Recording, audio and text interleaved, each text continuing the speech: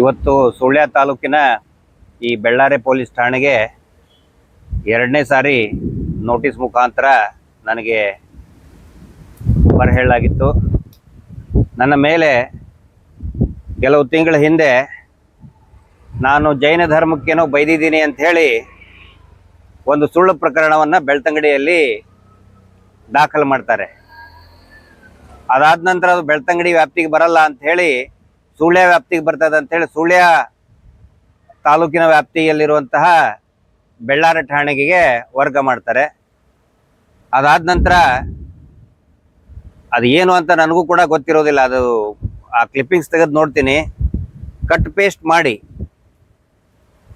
ನಾನು ಮಾತಾಡಿದ ಪೂರ್ತಿ ವಿಡಿಯೋವನ್ನು ಕೂಡ ಕೊಡದೆ ನಾನು ಹೇಳಿದ್ದು ಅಲ್ಲಿ ಹಿಂದೂಗಳ ಕೊಲೆ ಆಗ್ತಾ ಇದೆ ಅಂತ ಹೇಳಿದ್ದನ್ನು ಇವರು ನಾನು ಜೈನ ಧರ್ಮಕ್ಕೆ ಬೈದೆ ಅಂತ ಹೇಳಿ ಒಂದು ಸುಳ್ಳು ಕೇಸನ್ನು ಕೊಟ್ಟರು.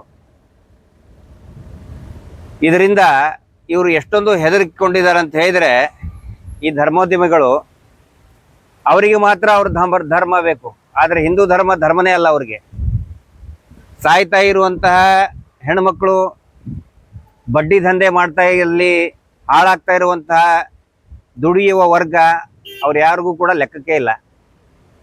ಹೀಗಾಗಿ ಆ ಒಂದು ಸುಳ್ಳು ಪ್ರಕರಣ ಅವರಿಗೊಂದು ರೂಢಿಯಾಗಿಬಿಟ್ಟಿದೆ. ಯಾರ್ಯಾರು ಹೋರಾಟಗಾರರಿದ್ದಾರೆ ಅವ್ರ ಮೇಲೆಲ್ಲ ಪ್ರಕರಣ ದಾಖಲೆ ಮಾಡೋದೊಂದು ರೂಢಿಯಾಗಿಬಿಟ್ಟಿದೆ. ಹೀಗಾಗಿ ನಾವು ಕೂಡ ಅದಕ್ಕೆ ಪೊಲೀಸ್ ಠಾಣೆಗೆ ಏನು ಜಾಸ್ತಿ ವಿರೋಧ ವ್ಯಕ್ತಪಡಿಸಿಲ್ಲ. ಅವರು ಡ್ಯೂಟಿ ಅವರು ಮಾಡ್ತಾ ಇದ್ದಾರೆ. ಹೀಗಾಗಿ ಸಂಪೂರ್ಣ ಸಹಕಾರವನ್ನು ನಾವು ಕೊಡ್ತಾ ಇದ್ದೀವಿ. ಎಲ್ಲ ಏನೇ ಇದ್ರೂ ಕೂಡ ನ್ಯಾಯಾಲಯದಲ್ಲಿ ನಾವು ಎದುರಿಸ್ತೀವಿ. ಇದನ್ನ ಜೈನ ಧರ್ಮಕ್ಕೆ ಶ್ರೀಗಳು ಅದರದ ಅಧ್ಯಕ್ಷರು ಅಂತ ಹೇಳ್ತಾರೆ, ಆದ್ರೆ ವಾಸ್ತವದಲ್ಲಿ ಅವರು ಬೆತ್ತಲಾಗ್ತಾ ಇದ್ದಾರೆ. ಮೊದಲನೇದಾಗಿ ನಾವು ಯಾವುದೇ ಧರ್ಮವನ್ನು ನಾವು ಗುರಿಯಾಗಿಸ್ಕೊಂಡು ಅಂದೇ ಇಲ್ಲ.